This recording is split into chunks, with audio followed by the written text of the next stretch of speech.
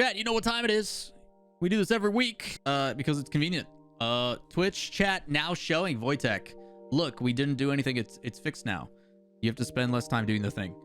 Chat's here. We're going to be hanging out, talking some Q&A action. It is the 42nd iteration of Q&A where we will be answer questions for both comments from last time as well as chat this time. What's up, everybody? Lawler here, where we stream on Twitch every day but Tuesday and Sunday.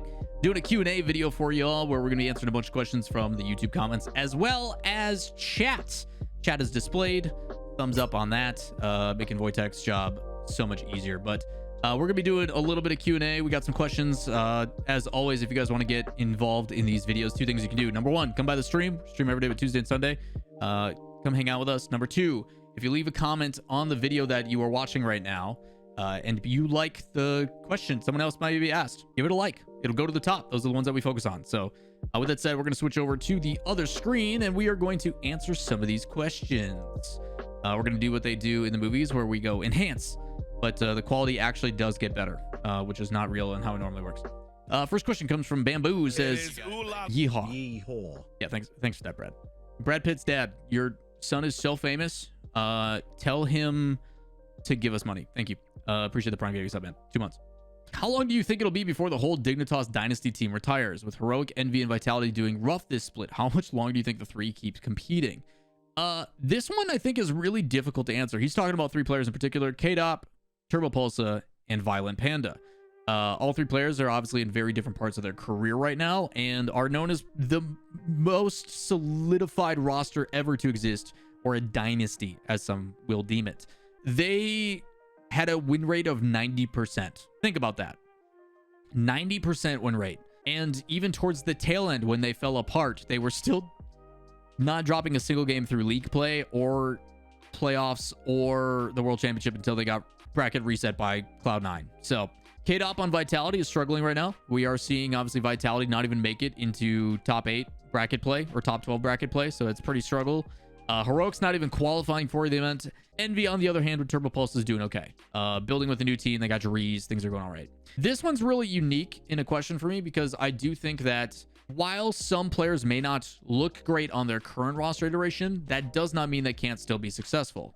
We'll start step by step. Number one, Turbopulsa. I think Turbopulsa still is one of the best positional players in all of Rocket League. I also think that he's got probably the best mentality in all of Rocket League, and that makes a huge difference about being successful. There is a reason why a team like Envy, who used to be Ghost, never won anything. Turbopulsa comes in and they instantly win the first event. Ironically, the Brawl, coming back soon. Violent Panda, I still think, is talented enough to facilitate for a team. I just think that the playstyle they're trying to create right now on Heroic is outdated. I don't think it leads to success. While I do think Oski's still plenty talented, so is Yukio, I just think their current playstyle is not the current meta. They got to evolve. That's probably the big concern there. I think the only concern with Turbopulsa in particular is that his mechanics obviously need to step up a bit, which he has been putting a ton of time and effort into.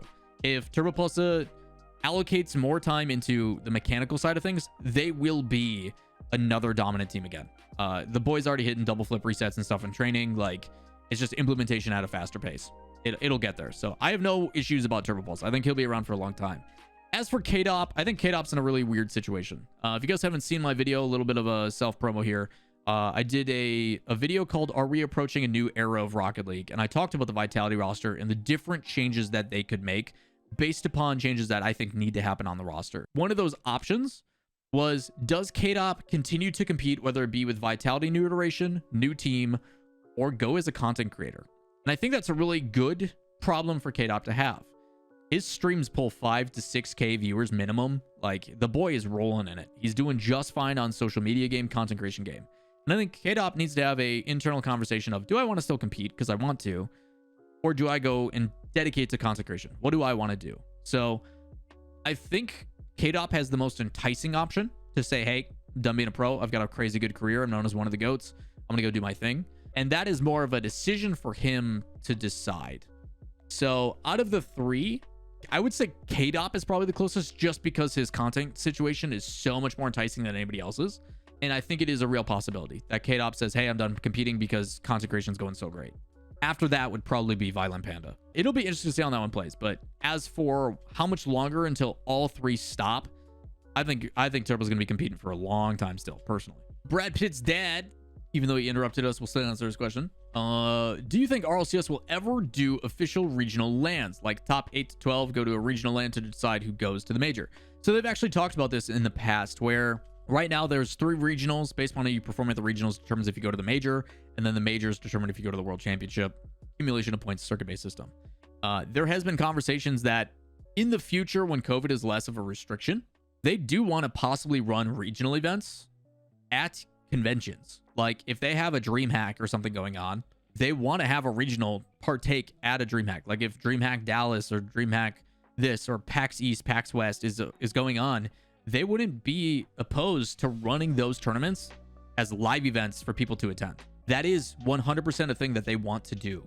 It's just a matter of making it possible to do so. So yeah, without a doubt, you will possibly see in the future, not just majors being this big event that people can go to, but also regionals. Like it's not going to be as prolific as something like a major, but it's still like, hey, we can possibly go and attend, which would be really cool. So without a doubt, yeah, they plan to do like regional based only, a little bit smaller. It'd be cool though. But the ability to play on LAN and stuff like that, there's a lot of limitations going on right now. A lot of it is due to player age. It's very difficult to run that many events when kids are in school. It's not easy. So maybe in the future. DG says, I think Lion Blaze is easily good enough for a top 6 team, especially as a defender. Wouldn't be surprised. That's not a question. Next. That's just an opinion. Spencer, when do you think we'll have a minor region world champ? And which region do you think they'll be from?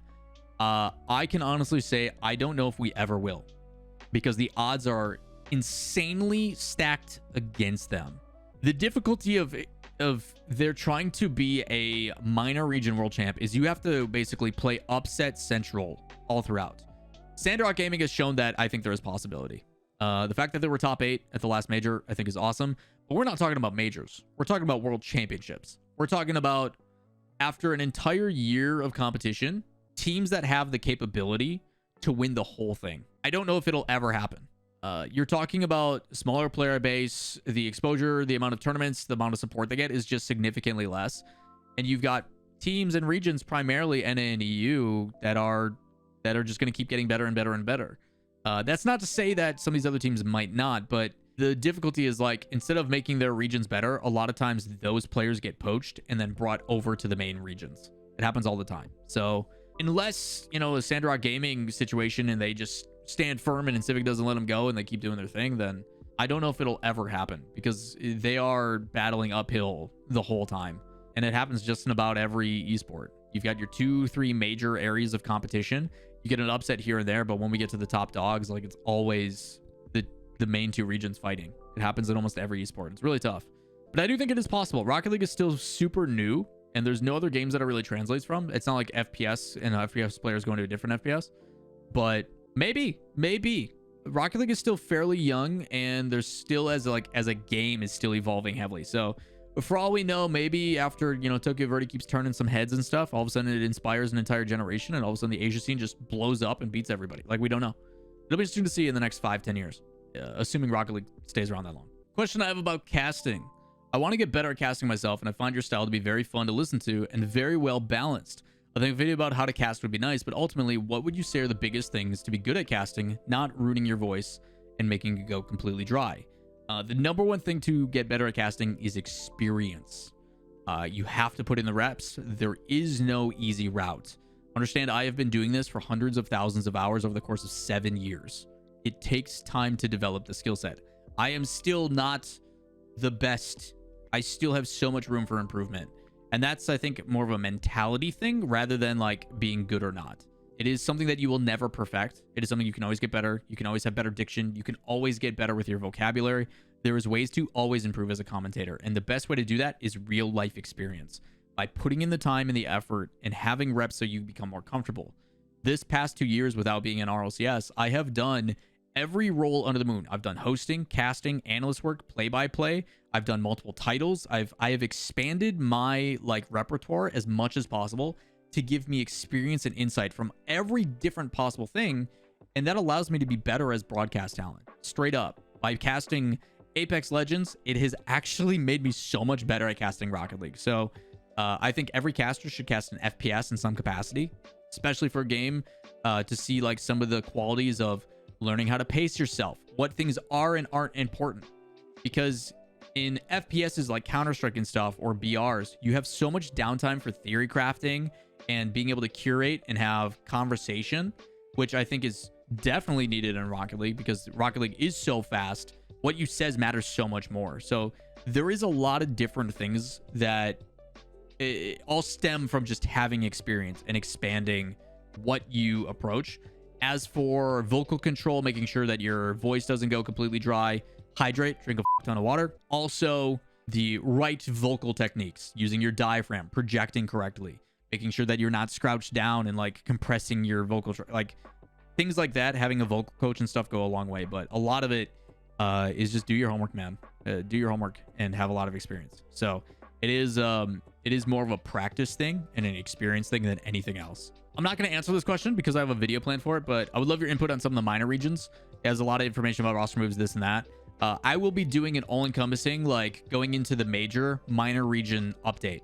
These are the roster changes that happened. These are the teams that are performing well. These are the ones and the things you need to pay attention to. I will do an all-encompassing minor region update, just so you guys are aware. Wes Mitchell, hey Lawler, appreciate all the time and effort you put into your editor pump out content. Shoutouts to Wojtek, man is a legend. For your 1 year look back, I was wondering if you would revisit my question from Q&A number 2, 40 weeks ago. April of last year, if your answers changed. Is there ever anything RL related to know that you wish you had more time to talk about, but can't for whatever reason? If it's still largely the same thing, then never mind, but wanted to know. It was really interesting to hear all the different projects and other things you had going on, like visiting schools, talking to high schoolers about careers, next steps after school, etc. Yeah, it's difficult. I definitely think it has changed it. I like revisiting this question because obviously it's been 2 years, if not a year, since we've kind of gone through the YouTube process and the content creation thing. And my perspective of what I want to do has changed and evolved. The things that I want to put time and allocation into has definitely changed. I have learned, despite doing content creation and everything else over the last year significantly, I still love casting. I am still always excited when I get a casting gig from my agent being like, yo, you want to cast Apex Legends for Twitch Rivals? Hell yeah, I do. I'm so excited to do that. That's gonna be so much fun. So my passion is still as a commentator, even despite all this time. Still love commentating, hosting, interviewing, whatever it is. Broadcast talent is my passion for sure. And not in the way of like graphic design is my passion kind of stuff. So that is definitely like finding ways to continue to be able to do that. I also want to put a lot of time and effort into content that is free from the esports side of things. Like we're making a video coming up, like we're scripting out videos where my face will not be in the video. It's all B-roll and footage. It is just scripted story-based content. You know, we're trying to take that next step. You know, we're trying to do better in that regard. I also still always want to give back. I'm trying to help grow the community in the Midwest. I've got a panelist thing that I'm doing in March that I'm trying to do. I still love doing talks. It's tough with COVID and everything, but any way I can use my platform to educate and encourage and motivate is always going to be a focus. And then also outside of Rocket League, just taking time for friends and family. Mental health, physical health has been a huge focus in the last 2 years, and it's made a world of difference. So mental, physical health, motivating with platform, doing better content, story-based content, and then fun projects and casting. And you'll see some of those projects coming up. I'm going to answer this directly because it gets asked so much, and I know I'm gonna have to keep answering this question because it's just a thing that not everybody's gonna hear it. Brad, I don't know if it's a possibility based on how you left RLCS, but is it an option to get back into RLCS for you down the line, or is that bridge burned? Bridge was never burned. I still have a very good relationship with Rocket League esports staff. In fact, I talk with them on a regular basis. Their head of staff, I talk to probably once every couple weeks. We're very close. We still talk. We still curate. We talk about content ideas and stuff like that. I ask them for certain questions about stuff of like, hey, if I'm going to promote out this video, is there certain things that you guys can add insight into? Like, we talk a lot. If they were to approach for RLCS, that is entirely up to them and what do they accomplish. Just understand how much talent they have. Think about how many casters and stuff they already have in the scene, and adding another one is just, it's so much. So to say it's outside the realm of possibility, no. But to confirm that, yep, we're working together, also no. It's one of those things that if it happens, right? The bridge is definitely not burned. Still a healthy relationship with Psyonix, for sure. Supreme, do you think Gold Rush will make a comeback after the pandemic? Maybe. If you guys don't know, Gold Rush was actually a community-based event that was like beyond the summit that was put on by like James Bott, Corelli, Quinn, etc. That actually got purchased by Wisdom Gaming Group, which is the organization behind Torrent Gaming, formerly Alpine. So they have the parent company in that. They are now the ones in charge of running those things. Maybe, but I'm personally hoping for a BTS. I love BTS. I want it back so bad. All right, Chad, I need one more question. I need one more goodie. Signature series. I'm curious as to why some mechanical monsters such as Astral and Itachi duos unable to perform at their expected level. While some players are extremely mechanical and super talented, the difficulty is it is, to me, like I said, a team-based game. More than what it's ever been. The amount of effort that goes into being successful in Rocket League, every single player needs to be impactful. And the scary thing is that while you may have mechanical talent or you may be individually skilled, sometimes things just don't work out. And I've alluded to this, but best examples I can give. Look at AS Monaco. AS Monaco is a team that came into the RLCS after promoting from the RLRS, and they are one of the worst performing teams in RLCS history ever. Stellar offense, lackluster defense, non-existent. Like, they got decimated. One of the players on that team is Extra, who plays for the best team in Europe, arguably in the world at times, with BDS. So people are going to look at it and be like, Extra's not good. You remove him from that situation, you put him in a role that he fits better with, and they instantly go from a team that's the worst performing in RLCS history to on a team that he is one of the best players and considered one of the best players in all of Europe. So the same thing can be applied to also Astral, also Itachi, also, while they may be good as individuals, while they may have the talent, the skill, sometimes the team, the chemistry, the play style, the whatever it may be, sometimes there's so many additional factors to why things just don't work out. Sometimes he just doesn't work out. Sometimes, you know what, they need to change a pace. Sometimes they need a different environment. And that's pretty common, especially in a game like Rocket League, primarily because there's only 3 players on a team. In a game that is so focused on playing a certain way, as well as everybody's recovery is super important now. Everybody's gotten so good mechanically, defensively. Like, the only way you're getting goals is now if you're super aggressive, denying boost, getting demos. Having one player where things just don't naturally fit, or like the rotations are a little bit out of whack, makes a huge difference. So while we may not see them performing to the expectations that we know they're capable of, credit to 2 things. Number 1, other teams have just gotten better. Teams have improved. Teams have found ways to shut them down. And then on the other side of things, maybe it just doesn't fit. That doesn't mean they can't try to build upon it and try to get better, but it is very much so a thing that is not just like, this player's good, he's not living up to his expectations. Well, you know, maybe it's an internal thing. Maybe there's chemistry issues. Maybe the play style is still being built upon. Professional coach like Chrome for SSG has said, like, usually it takes us like 2 to 3 months to implement a new play style and feel comfortable with it. That's a whole split. That's all of winter gone. This is it for today. The rest of the Q&A is muted by Uncle Jeff down at Twitch. Next time don't play DMCA music, dummy. LOL 777 decillion 777 no million 707.